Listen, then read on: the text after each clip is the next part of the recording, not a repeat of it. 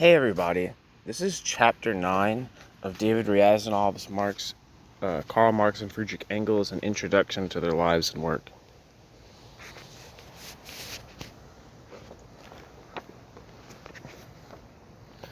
Let's get this party started. The subjects covered in this chapter, which is the final chapter of the book, by the way. Engels moves to London, his participation in the General Council, Marx's illness, Engels takes his place, during the last years of Marx, Engels as the editor of Marx's literary heritage, the role of Engels in the Second International, the death of Engels.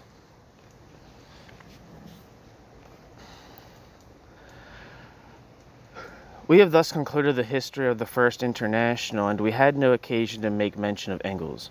The formation of the International was accomplished without Engels, and up to 1870 Engels took only an insignificant and an indirect part in it. During these years he had written a few articles for some English labor journals. Engels had also been aiding Marx, for whom the first years of the International were again years of bitter poverty. Were it not for the help he obtained from Engels and the small inheritance which was left to him by his old friend Wilhelm Wolff, to whom he had dedicated his capital, Marx would hardly have been able to overcome penury, and he surely would have had no time to prepare his monumental work for publication.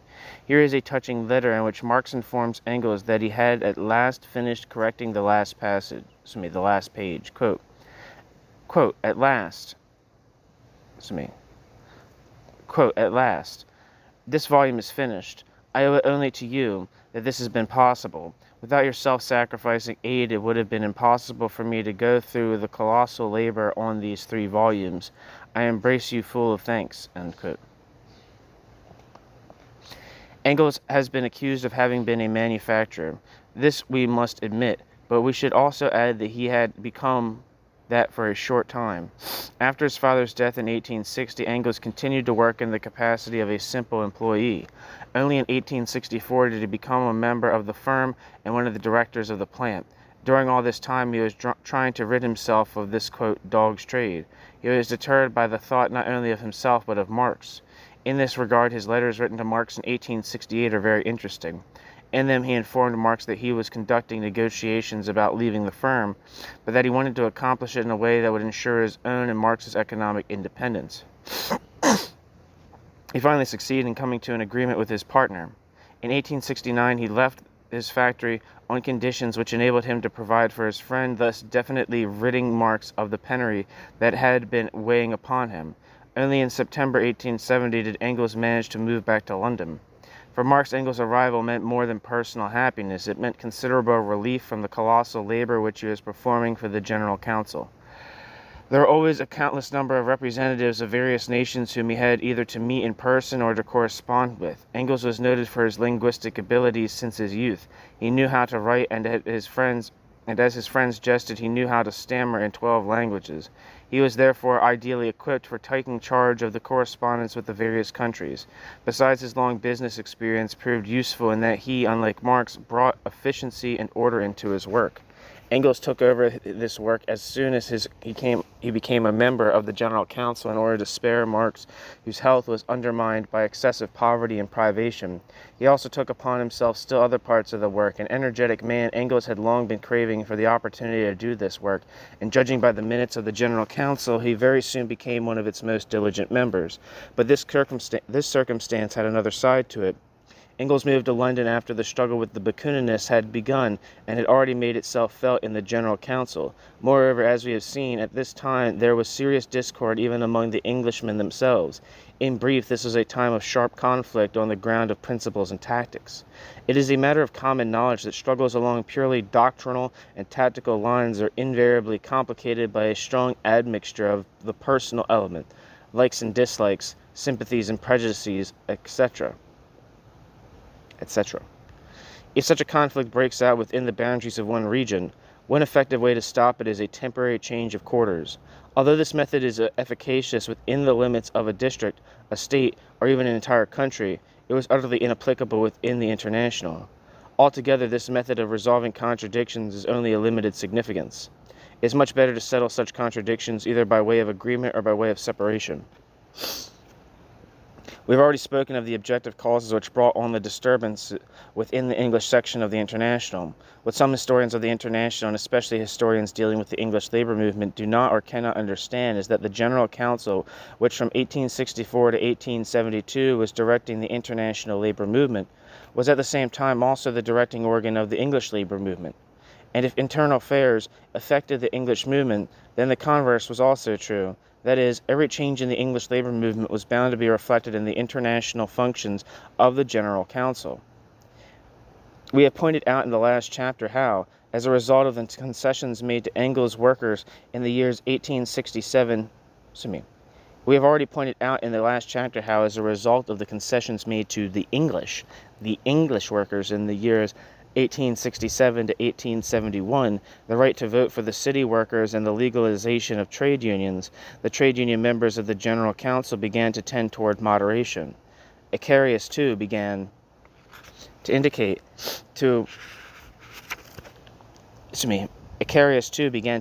incline in that direction.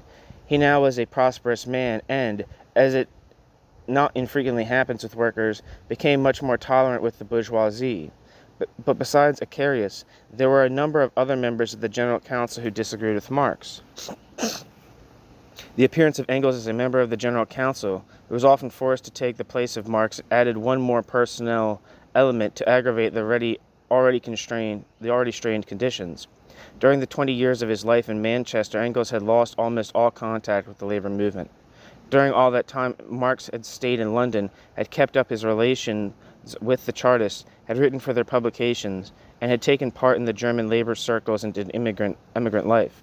He had been meeting the comrades, had delivered lectures, had often had serious altercations with them, but on the whole the relations with, quote, Father Marx, as we see by the reminiscences written even by those who had parted with him politically, were warm, comradely, and full of love. Particularly warm relations had been established between the workers and Marx during the period of the International. The members of the General Council who had been observing Marx in his dingy apartment, who had seen him in need, he had not lived any better than any English worker, who had known him in the council, who had always found him ready to throw up his studies, his beloved scientific work, in order to devote his time and his energy to the working class, regarded him with the profoundest respect. Without compensation, rejecting all ostentatious advantages, declining all honorary titles, he had labored without stint. With Engels, it was quite different. The English members of the General Council did not know Engels at all.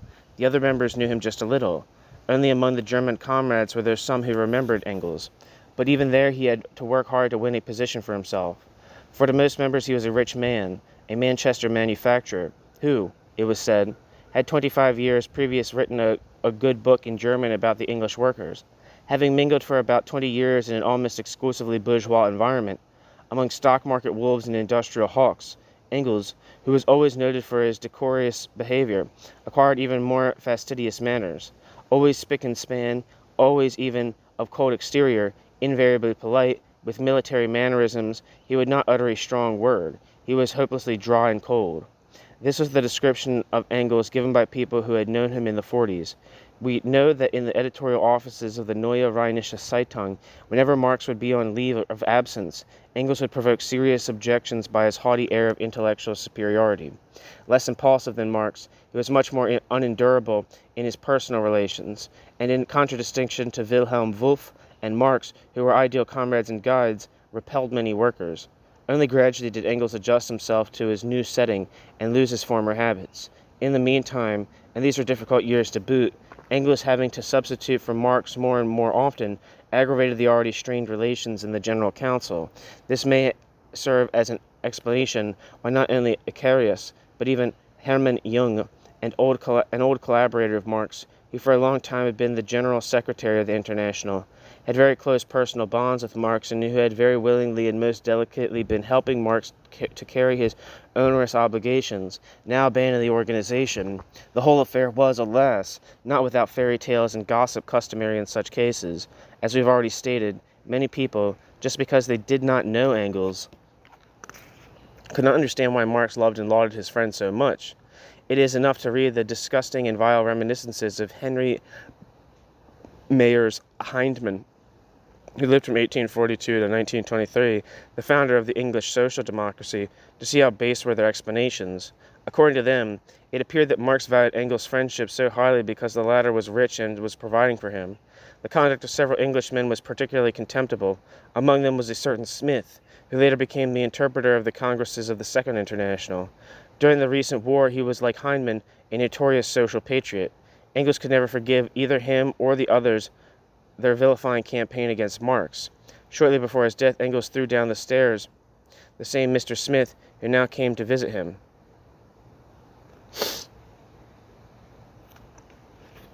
But then, in the beginning of the 70s, this calumny in its most malignant forms was spreading also among the German workers of the Lassallean persuasion who were coming to London.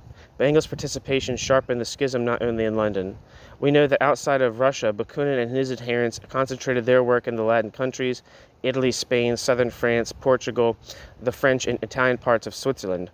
Italy was especially valued by Bakunin, for there was a predominance of the lumpen proletariat, the hobo proletariat, in whom Bakunin discerned the cardinal revolutionary force. There was also the youth, which had no hope of making a career in bourgeois society. There, too, flourished banditry and robbery as forms in which the protest of the poor peasantry expressed itself. In other words, there the elements to which Bakunin was attaching such great importance in Russia, the peasantry, the hobo proletariat, the robbers, were all greatly developed. The main correspondence with these countries was carried on by Engels. This correspondence, as may be judged by a few preserved copies, the efficient Engels would always retain a copy for himself, was conducted in a spirit of relentless opposition to the Bakuninists. The famous pamphlet on Bakunin's alliance, which is a report of the Commission of the Hague Congress, and which most caustically lashed and exposed the Bakuninist policy and tactics, was written by Engels and Lafargue. Marx contributed only to the concluding chapter, though he was, of course, in complete accord with the indictment of Bakuninism. After 1873, Marx left the public arena. In this year, he completed the second edition of the first volume of Capital and was editing a French translation which was finally published in 1875.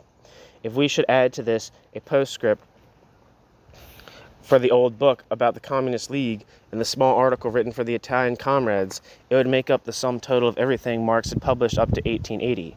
As much as his shattered health permitted him, he continued to labor over his magnum opus, the first draft of which Marx had completed in the early 60s. But he did not succeed in making ready for publication even the second volume over which he was then laboring. We know now that the last manuscript which is incorporated in this volume was written in 1878. Any strenuous intellectual work was a menace to his overwrought brain. During these years, Marx's family and Engels were in perpetual fear of Marx's life, which was always threatened by a sudden stroke.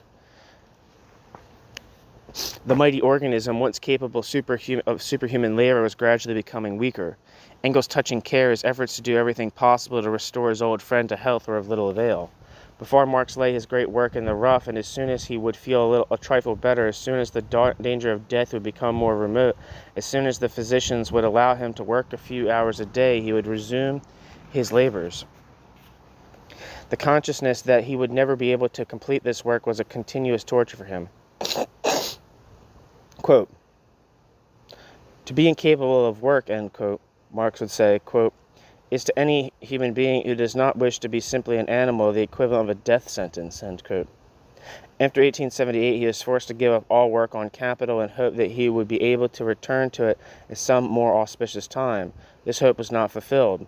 He was still able to make notes, he still kept up with the development of the international labor movement and took an active intellectual part in it, answering numerous inquiries which were coming to him from various countries. His list of addresses reached particularly imposing dimensions toward the beginning of the 80s. Together with Engels, who at this time took over most of the work, he again became a well-informed man, an expert on the rapidly developing labor movement within which the ideas of the Communist Manifesto were gaining ascendancy. A great deal of credit in this matter was due to Engels, who in the 70s, and while Marx was still alive, was developing a very energetic activity. The struggle between the Marxists and the Bakuninists in the First International has often been greatly exaggerated. There were indeed quite a few Bakuninists, but even among them there was a variety of elements united only in their onslaught on the General Council. Things were much worse with the Marxists. Behind Marx and Engels there was only a small group of people who were acquainted with the Communist Manifesto and who understood fully all the teachings of Marx. The publication of Capital was at the beginning of very little help, For the vast majority, it was in the first sense of the word a granite rock at which they most diligently nibbled. That was all. The writings of the German socialists during the first half of the 70s, even the brochures written by Wilhelm Liebknecht, who was a student of Marx, show the deplorable state in which the study of Marxian theory was at that time. The pages of the central organ of the German party were often filled with the most grotesque mixture of various socialist systems.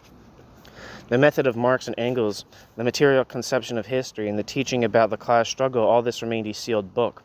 Liebknecht himself so little grasped the Marxian philosophy that he confused the dialectical materialism of Marx and Engels with the natural historical materialism of Jakob Moleschott, who lived from 1822 to 1893, and Ludwig Buchner, who lived from 1824 to 1899.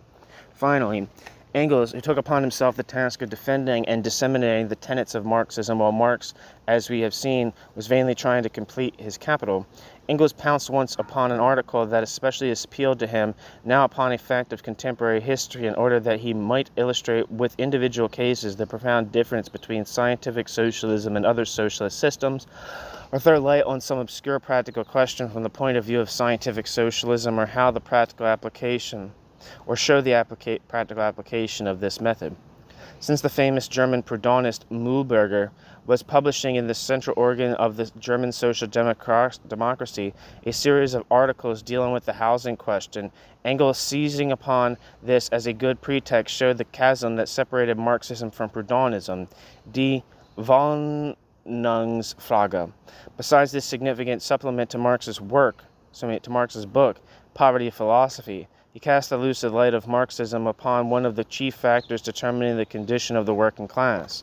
He republished his old work, The Peasant War in Germany, with a new preface in order to illustrate to his young comrades the manner in which the materialist conception of history might be applied to one of the most important episodes in the history of Germany and the German peasantry. When the German Reichstag was discussing the question of how the Prussian landowners made secure their profitable business of rendering the Germans into a habitually drunken people, Engels proceeded to write a brochure, Prussian Schnapps in the German Reichstag, in which, besides exposing the desires of the Prussian Junkers, he explained the historical role of landlordism and Prussian Junkerdom. All these works of Engels, added to his other articles dealing with German history, made it subsequently possible for Kautsky and Mehring to popularize and develop in their works on German history the basic ideas of Engels. But Engels' greatest services belong to the years 1876 and 1877. In 1875, the Lassalleans and the Eisenachers had united on the basis of the so-called Gotha program, a poor compromise between Marxism and its distorted double, known by the name of Lassalleanism. Marx and Engels protested most vigorously not because they were opposed to unification, but because they demanded a change in the program in accordance with their suggestions. They insisted with very good reason that though unification was indubitably necessary, it nevertheless was not at all desirable to adopt a bad program as the theoretical foundation of this unification. It would be preferable to postpone the adoption of a program for a little while and to be satisfied in the meanwhile with a general platform fit for everyday practical work. In this affair, August Bebel, who lived from 1840 to 1913, and Wilhelm Brache, who lived from 1842 to 1880, were also opposed to Liebknecht. Only a few months later, Marx and Engels had occasion to be convinced that in the matter of theoretical preparation the two factions were on the same low level. Among the members of the party, the intellectuals as well as the workers, the teaching of Eugen Dühring, who lived from 1833 to 1901, the famous German philosopher and economist, were winning wide popularity. At one time, he had been assistant professor at the Berlin University and had won great sympathy owing to his personality and the daring of his remarks unusual for a German professor. Though blind, he lectured on the history of mechanics, on political economy, and on philosophy. His versatility was amazing, no doubt. He was a remarkable personality.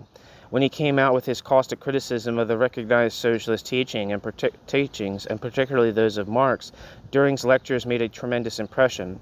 To the students and the workers, it appeared that his was a, quote, voice of life in the realm of thought, end quote. Dühring emphasized the significance of action, of struggle, of protest. Dühring stressed the political factor as against the economic factor. Dühring pointed out the importance of force and violence in history. In his polemic, he knew no restraint and abused profusely not only Marx but Lassalle.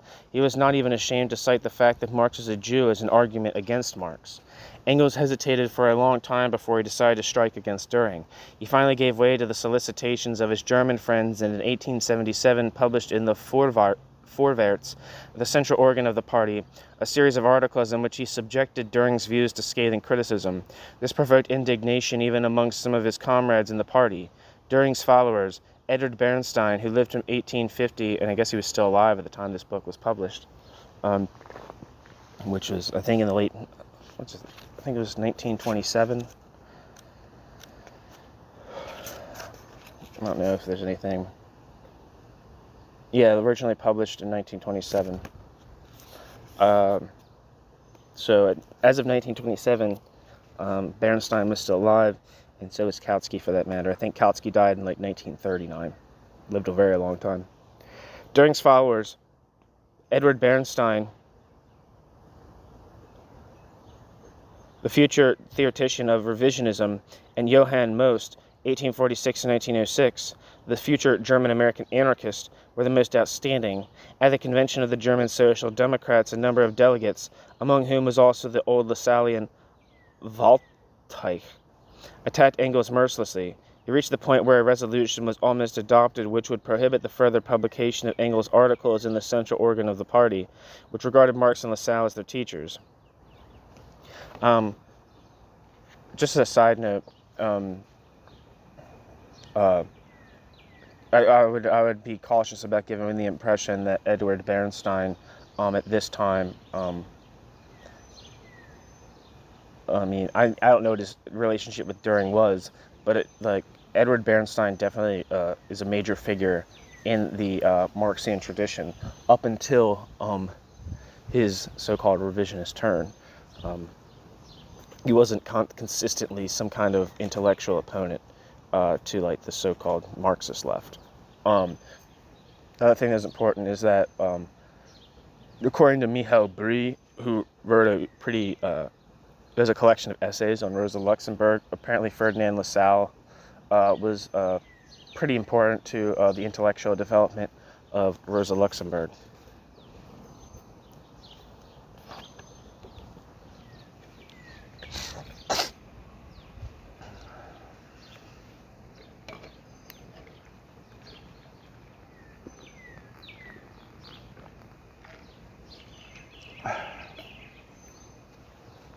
Anyway, where am I?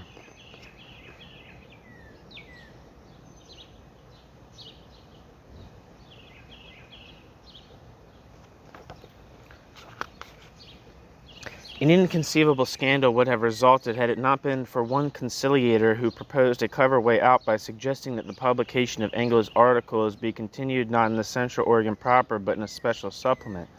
This was passed. These elements were collected and published in book form in 1878 under the title Herrn Eugen Dürings Umwälzung der Wissenschaft, or, as it later became known, Anti-Düring.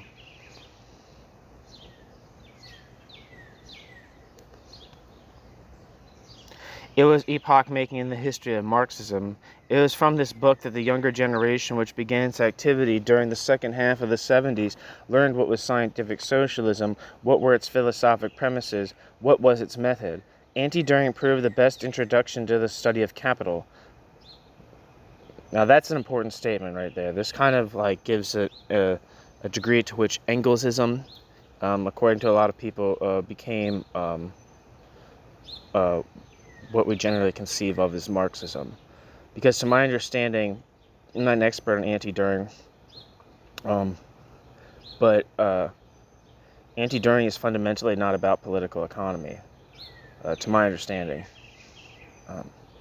Anyway, anti-Düring proved the best introduction to the study of capital. A perusal of the articles written in those days by would-be Marxists reveal a view most awry of the problems and methods of capital. For the dissemination of Marxism as a special method and a special system, no book except Capital itself has done as much as Anti-Düring. All the young Marxists who entered the public arena in the early 80s, Bernstein, Karl Kautsky, who lived from 1854 to 1839, after this book was published, Grigory Plekhanov, who lived from 1857 to 1918, were brought up on this book. That's also important. But this book left its imprint not only on the upper layers of the party. At the solicitation of the French Marxist, Engels in 1860 extracted a few chapters which were translated into the French and which became one of the most famous Marxist books, as widely read as the Communist Manifesto. This was the well-known Socialism, Utopian and Scientific. It was immediately translated into Polish and a year and a half later into Russian. All of this Engels accomplished while Marx was still alive. Engels benefited by his advice and even his cooperation. In Anti-During, for instance, Marx wrote one complete chapter. At the beginning of the 80s, a change took place in the European labor movement. Owing to Engels' tireless labors and his splendid popularizing gifts, Marxism was steadily gaining ground. In 1876, in Germany, the Social Democratic Party was declared illegal. After a temporary confusion, Marxism began to rise to the top.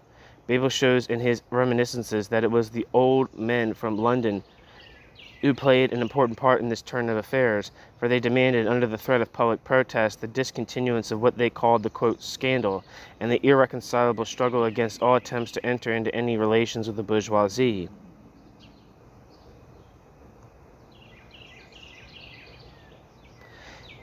In France, at the Marseille Congress of 1879, a new labor party with a socialist program was organized. Here, a young group of Marxists, led by the ex-Bakuninist Jules Gued, who lived from 1845 to 1921, came to the fore. In 1880, it was decided to formulate a new program. Gued and his comrades went to London to see Marx, who was taking an active part in the working out of the program. Refusing to subscribe to several of the points dealing with the practical aspect of the work on which the Frenchmen were insisting because of their local propaganda value, Marx proceeded to formulate the fundamental principles of the program. He once more demonstrated his ability to comprehend the peculiarly French conditions by formulating a program which would be understood by every Frenchman, but from which the basic ideas of communism would follow with incontrovertible logic. The French program served as the pattern for all the subsequent programs, the Russian, the Austrian, the German, Erfurt. After Gued and Lafargue had composed their commentaries to this program, Bernstein translated it into German and Plekhanov into Russian under the title, What the Social Democrats Want. This book, as well as Engels' brochure, served as a text which was studied by the first Russian Marxists and which was used in the teaching of Marxism in working men's circles. Marx had also composed for the French comrades a detailed questionnaire as an aid in the investigation of the conditions of the working class. This appeared without Marx's signature. While the questionnaire drawn up by Marx was the Geneva Congress of 1866, contained only about 15 queries. The new questionnaire was made up of 100 questions which covered to the minutest detail the living conditions of the workers. It was one of the most exhaustive inquiries at that time, and it could have been composed only by such a profound student of the labor movement as Marx. It offered additional proof of Marx's ability to approach concrete conditions, to comprehend concrete reality despite his reputed penchant for abstractions. The capacity for analyzing reality and for arriving at general conclusions on the basis of such analysis does not yet signify the absence of reality, the soaring and nebulous abstractions. Marx and Engels followed the development of the Russian Revolution very carefully. They studied the Russian language. Marx took it up quite late in life, but he mastered it sufficiently well to be able to read Dobrolyubov,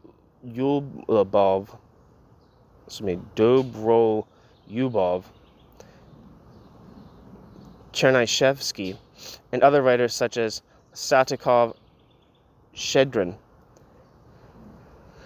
who were particularly difficult for a foreigner to understand. Marx was already able to read the Russian translation of his Capital. His popularity in Russia was steadily on the increase even after the Hague Congress. As the critic of bourgeois political economy, he was regarded as a great authority, and his influence, direct and indirect, was felt in most of the economic and political writings in Russia. Peter Lavrov, who lived from 1823 to 1900, and his followers were under the direct influence of Marx, though they did manage to inject some idealist notions into Marx's materialism. Into Marxian materialism. Later in their history, the Russian Bakuninists too regarded Marx with great respect. Some of the greatest Marxians, Grigory Plekhanov, Vera Sasulich, who was still alive in 1927, I guess, Paul Axelrod, 1850 to 1928, Leo Deutsch, who lived from 1855 and still alive in 1927, were Bakuninists in their early years. Marx and Engels valued greatly the movement known by the name of Narodnaya Volya, the people's will. Footnote: this populist socialist organization was active in Russia during the 70s. The assassination of Alexander II on March 14, 1881 was the culmination of its activities. End footnote. There are a number of Marxist manuscripts and letters which show how carefully Marx studied Russian literature and Russian socioeconomic relations. Having thoroughly mastered the data dealing with the state of agriculture in Russia, he did not merely point out the chief causes of Russian crop failures, but he established the law of their periodicity. His deductions have been justified by history up to and including the last crop failure in Soviet Russia. Much of the Russian material which Marx intended to utilize in his third volume in connection with the study of the agricultural question was destined to go to waste because of his failing health. The manuscript material left by Marx contains 4 drafts of a reply to an inquiry of Fera Sasulich regarding the Russian system of communal landholding, the Mir. The last year and a half of Marx's life was a slow process of dying. Before him he had the rough copy of a gigantic work to which he would turn as soon as he had a moment's respite. In the days of his prime, he had created the essential contours of a model, a draft in which the basic laws of capitalist production and exchange were expressed, but he had not the strength left to transmit this into an organism as living as the first volume of Capital. Finally, when fate brought down almost simultaneously the 2 heavy blows of the death of his wife and his daughter upon his exhausted, disease-ridden, emaciated organism, it could not withstand the shock. I'm trying to incorporate that as a substitute for the word body. Instead of saying my body, I'm going to start saying my organism. That sounds fun. The ferocious Marx was, strange as it may seem, a most devoted family man and most delicate in his personal contacts. On reading the letters Marx had written to his daughter, whose death affected him so much, with his nearest friends feared a fatal relapse, one wonders where this stern man found such a spring of tenderness and sensitiveness. Philistines and revolutionary novices are amazed and nonplussed when they read of the last pages of Marx's life. It is not good, to be sure, when a revolutionist devotes even a part of his energy to things outside the revolution. A real revolutionist, according to those who are often only knights for an hour, all the time, every minute of his life, be on guard. He must be molded of revolutionary adamant, aloof from all human emotions. One should judge humanly. We all enjoy the thought that those whom we have regarded with great reverence and awe are, after all, people like ourselves, only a bit wiser, more educated, and more useful to the cause of the revolution. It was only in the old pseudo-classical dramas that men were depicted as heroes. They walked and the mountains would tremble. They stamped their feet and the earth would crack. They even ate and drank like heroes. Marx, too, has been frequently portrayed in the above manner. It is thus that he appears in the descriptions of him given by the lovely old Clara Zetkin, who is generally inclined to elevated and solemn tones. When Marx is thus represented, it seems that people forget that he himself, in answer to the question as to what was his favorite motto, he replied, quote, "I'm a man, and nothing human is alien to me," end quote. Nor were sins alien to him, and he more than once regretted his excessive trust in some cases and his flagrant injustice in other. Some of his admirers found it easy to forgive Marx his inveterate love for wine. Marx was a native of the Mosella district, but they found it more difficult to bear his incessant smoking. He himself would jestingly remark that the royalties he received from the sale of capital were not enough to pay for the tobacco he consumed while writing it. Owing to his poverty, he would smoke the cheapest brands of tobacco. A great deal of life and health was thus puffed away by him.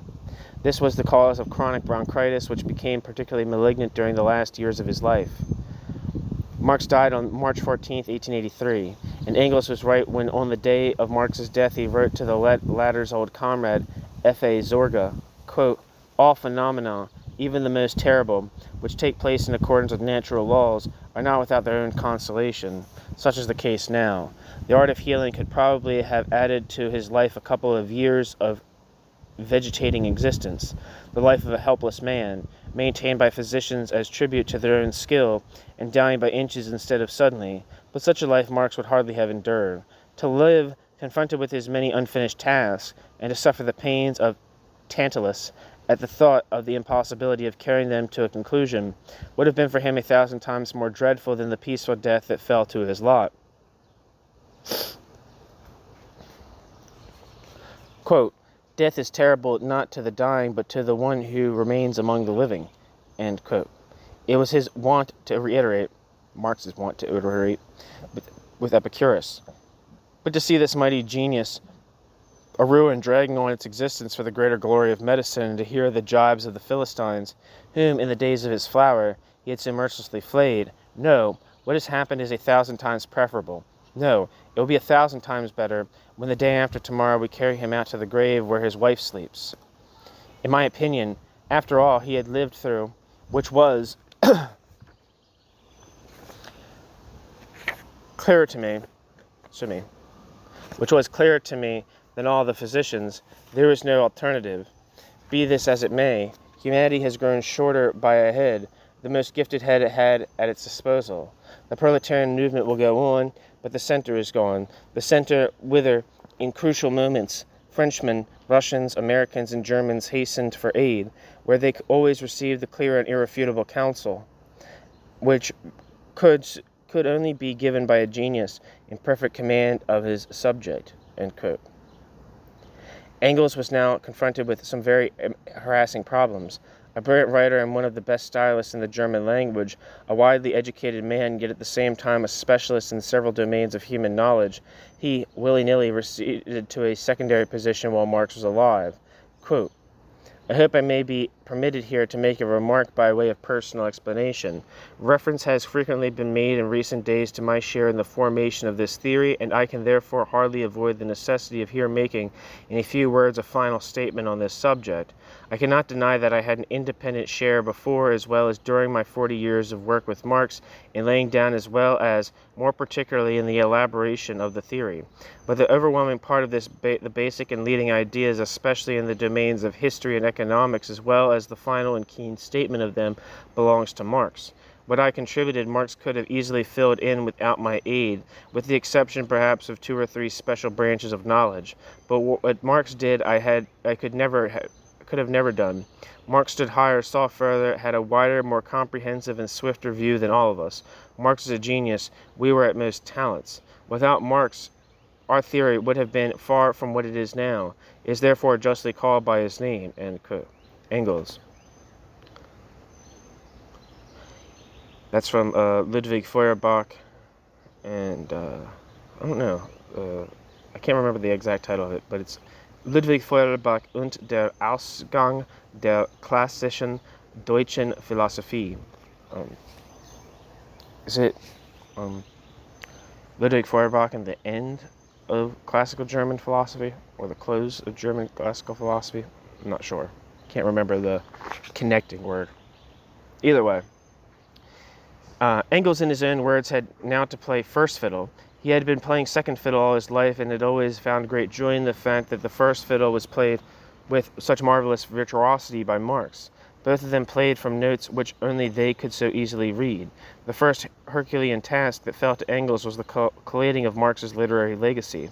Contrary to the petty insinuations of an Italian professor who had once presented himself to Marx and had showered upon him most flattering expressions of adulation, but who now dared to suggest in print that the references Marx had made in the first volume of Capital to the second and third volumes were merely calculated to deceive the public, Marx's papers revealed manuscripts for a second, third, and even fourth volume. Unfortunately, all this was left in such disorder that Engels, who was not in a position to devote his entire time to this task, was forced to work over these papers for a period of 11 years. Marx wrote very illegibly, using at times stenographic characters of his own invention. Marx wrote very illegibly, using at times stenographic characters of his own invention. Shortly before his death, when it had finally become clear to him that he would not be able to finish his work, Marx remarked to his younger daughter that perhaps Engels would be able to do something with his papers. Fortunately, Engels succeeded in completing the cardinal part of this work.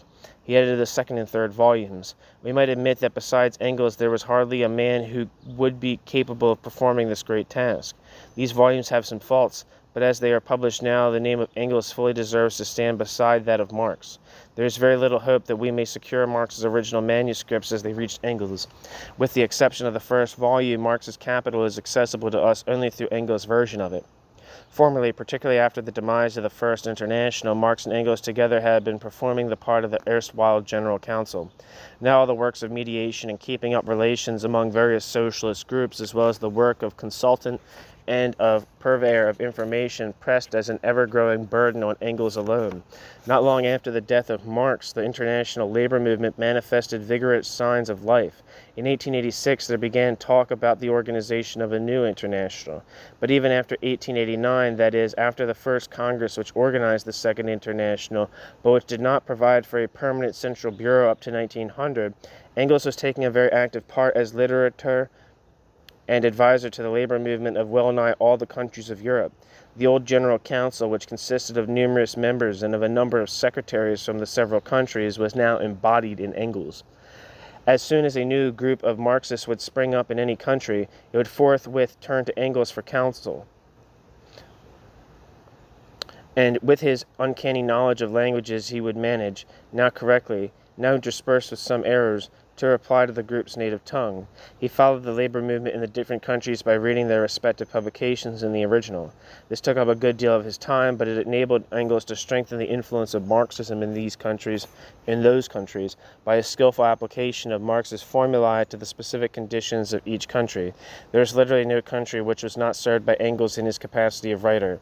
We find him writing articles not merely for German and Austrian organs, not only for the French, but we see him writing a new introduction to the Polish translation of the Communist Manifesto, and helping the Spanish and Danish, the Bulgarian and Serbian Marxists with his counsel and suggestions. The aid which Engels gave young Russian Marxists deserves special mention. He knew the language he could keep in direct and immediate touch. Since he knew the language, he could keep in direct and immediate touch with Russian Marxian literature, and it was only because of his influence that, notwithstanding the enormous prestige of the Narodnaya Volya, the Emancipation of Labor group, could so speedily establish ties with German Marxism. Footnote: the first definitely Marxian group, organized by Plekhanov, Sasulech, Axelrod, Deutsch, and others in 1883, which was the precursor of the Russian Social Democratic Party, formed in 1898. End footnote. It was solely because of Engels that they could overcome the distrust which Western Europe, and Germany especially, felt toward the labor movement and the Marxism of an Asiatic country like Russia. In 1889, Plekhanov made a special trip to London to see Engels and to acquaint Engels with the new tendencies in the Russian revolutionary movement. Engels even wrote a special article dealing with the foreign policy of Russian Tsarism for the first Russian Marxist periodical. Sorry. That's fucking disgusting, but I have COVID. Or I had COVID, and now I'm suffering the consequences of having had COVID. Engels even wrote a special article dealing with the foreign policy of Russian Tsarism for the first Russian Marxist periodical. Engels very soon beheld the fruits of his energetic activity. When the Second International was founded, Engels did not take a direct part in the work of its congresses. He avoided public appearances, and he confined himself to giving advice to those of his disciples who were now at the helm of the labor movement in various countries. They informed him of everything important that occurred, soliciting his advice and the sanction of his authority. Some parties won for themselves great influence, which they maintained in the International thanks to Engels' backing. Toward the end of his life, this perpetual intercourse, which only the heads of the leading parties of the different countries, resulted in some inconsistencies. Thus, while he immediately rose against the infatuation of the French Marxists with the peasant question and defended the proletarian character of the program, he capitulated before his German comrades who, fearing the revival of the law against socialists, persuaded him to modify the vigor of his introduction to Marx's study of the class struggles in France, a brilliant application of the ideas of a relentless class struggle and the dictatorship of the proletariat. In the introduction to the fourth German edition of the Communist Manifesto, which he wrote on the first international celebration of the 1st of May, 1890, Engels, after pointing out the inspiring growth of the international labor movement, expressed his regrets that Marx was not alongside of him to see this with his own eyes. While Marx was known only to the advanced elements of the working class movement, Engels, who knew the significance of advertising and revolted against the shroud of darkness which the capitalist press was trying to throw over Marx's capital, but who shrank from any kind of self-advertising not less than his friend, did toward the end of his life become one of the most popular men in the international labor movement. He had occasion to convince himself of this when, surrendering to the insistence of his friends, he visited the European continent in 1893. Mass ovations and receptions, which Lassalle had once recommended not merely as a means of propaganda, but also as a means of distinguishing, advertising, and elevating the leader above the mass. These assumed grandiose proportions simply because of the now colossal dimensions of the labor movement. As a similar ovation was arranged for Engels at the Zurich Congress, where he wished to be only a guest, and where only toward the end of the celebration he was persuaded to deliver a short speech. Engels, unlike Marx, retained his ability to work almost to the age of 75. As late as 1895, he wrote an interesting letter to Victor Adler, which contained suggestions as to how the second and third volumes of Capital should be read. At about the same time, he also wrote an interesting supplement to the third volume. He was making ready to write the history of the First International. In the very heat of all this mental work, he was overcome by a cruel sickness which finally brought his life to an end on August 5, 1895. Marx was buried in London in one grave with his wife and his grandchild. It is marked by a simple stone. When Bebel wrote to Engels that he intended to propose that a monument be erected on Marx's grave, Engels replied that Marx's daughters were unalterably opposed to this. When Engels died, cremation was just beginning to come into vogue. Engels, in his will, asked that his body be cremated and that his ashes be dropped into the sea. Upon his death, the question arose as to whether his will should or should not be carried out. Many of his German comrades were reluctant to give up the idea of a grave and a worthy monument. Fortunately, there were enough comrades who insisted that his will be complied with. His body was burned, and the urn with the ashes was let down into the sea. Both friends have left behind them a monument stronger than any granite, more eloquent than any epitaph.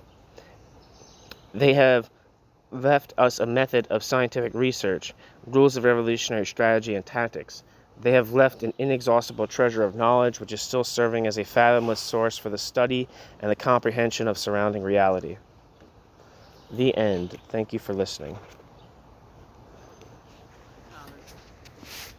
Hi, Mom. You living?